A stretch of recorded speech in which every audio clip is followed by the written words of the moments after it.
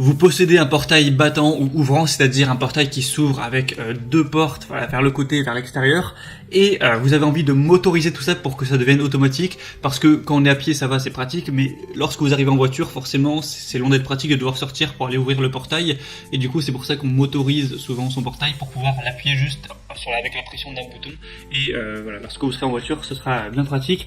Donc aujourd'hui je vais vous présenter le top 3 des meilleures motorisations de portail battant. Donc évidemment, si vous avez un portail vous coulissant qui s'ouvre horizontalement, eh bien ça va pas fonctionner, mais si vous avez un portail battant, vous pourrez acheter une motorisation, l'installer, c'est moyennement compliqué, vous pouvez même le faire vous-même si vous êtes un petit peu bricoleur, et vous pourrez du coup, en appuyant sur un bouton, ouvrir votre portail quand vous rentrerez en voiture ou sortirez, ce sera beaucoup plus pratique.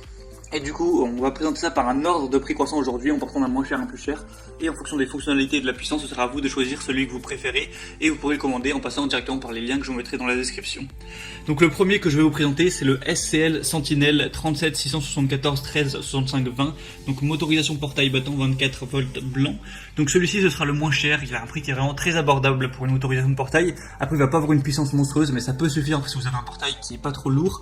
Donc ce sera au niveau de la taille et du poids maximum 3 mètres de long et 300 kg.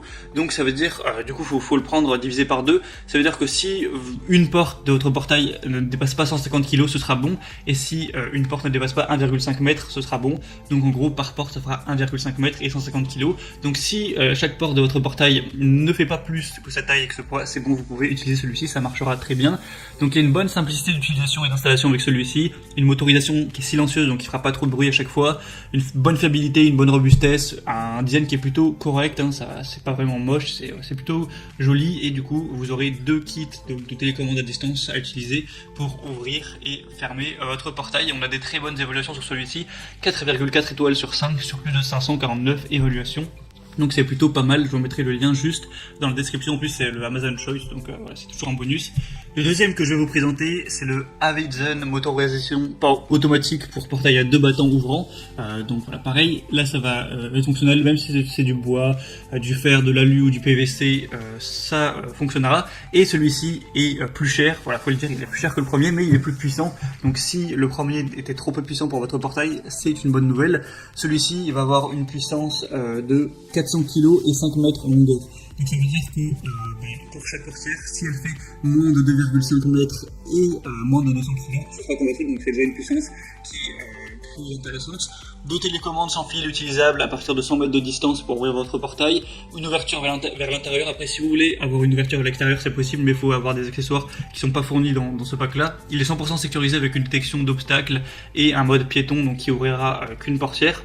Et du coup, on a aussi des bonnes évaluations sur celui-ci. Il y en a un peu moins, il n'y en a que 76, mais il y a quand même plus de 4 étoiles. Donc c'est aussi correct et il est forcément plus puissant, donc ça peut être intéressant si vous avez un portail qui est long et lourd. Et le troisième que je vais vous présenter, plutôt le troisième, c'est la motorisation X Pro 674 101 kit. Donc là, il y a un peu moins d'infos en détail. Donc c'est une conception électronique française avec un arrêt automatique du portail en cas d'obstacle et un retour en sens inverse pour dégager l'obstacle. Programmation automatique du système en appuyant simplement sur une touche, un mode passage piéton où ça ouvrira qu'un seul battant, un autre diagnostic, c'est compatible avec une option solaire. Il y a beaucoup moins d'évaluation, mais elle reste assez bonne. Et au niveau de tout ce qui est puissance, tout ça, ça va être plutôt correct.